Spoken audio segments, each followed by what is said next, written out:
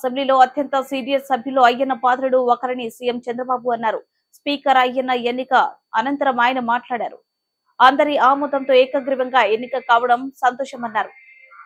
ఎన్టీఆర్ పూలతో 25 ఏళ్ల వయసులో అయ్యన్న పాత్రుడు రాజకీయాల్లోకి వచ్చారని తెలిపారు. 7 సార్లు ఎమ్మెల్యే, ఒకసారి ఎంపీగా ఎన్నికయ్యారని గుర్తు చేశారు.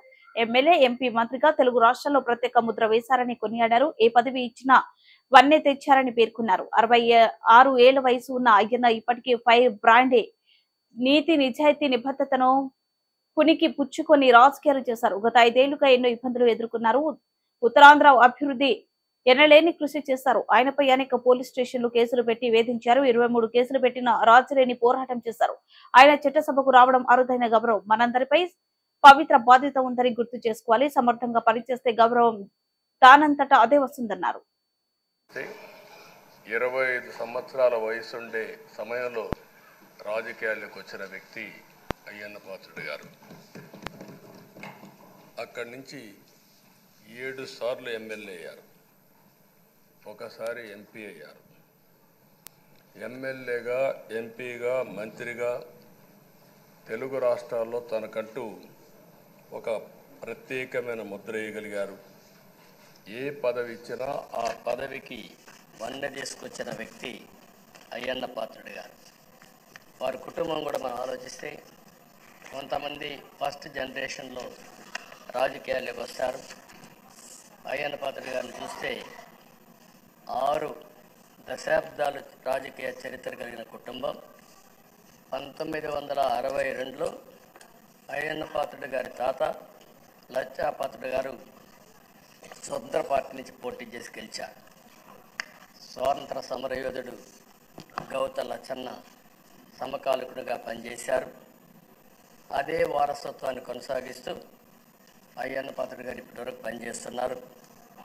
83, 85, 94, 99, 2004, 2014, 2024లో ఎమ్మెల్యేగా విజయం సాధించారు.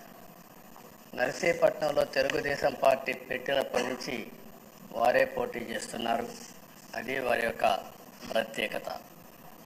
7 సార్లు ఎమ్మెల్యే గెలవడం, 16 సంవత్సరాలు మంత్రిగా పనిచేయడం, 1996లో అనకాపల్లి ఎంపీగా గెలుపొంది 2 సంవత్సరాలు అక్కడ పనిచేయడం, తెలుగుదేశం పార్టీ పాలిట్ బ్యూరో సభ్యుడిగా 10 ఏళ్ళు పనిచేశారు.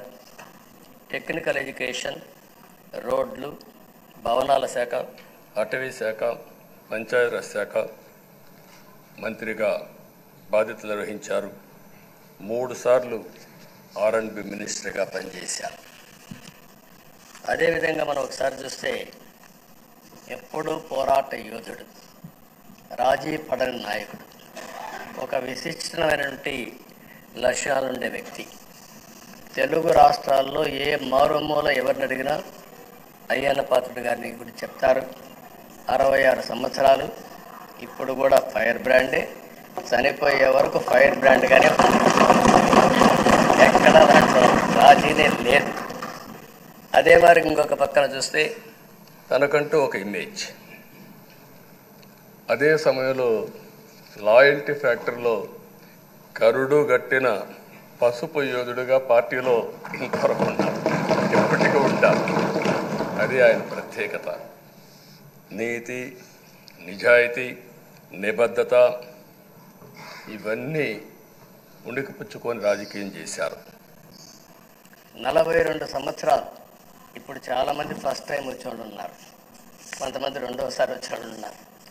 42 సంవత్సరాలు ఒక నియోజకవర్గం అంటి పెట్టుకొని నర్చర్ చేసి 7 సార్లు గెలవడం అనేది ఒక అరుదైన అనుభవం.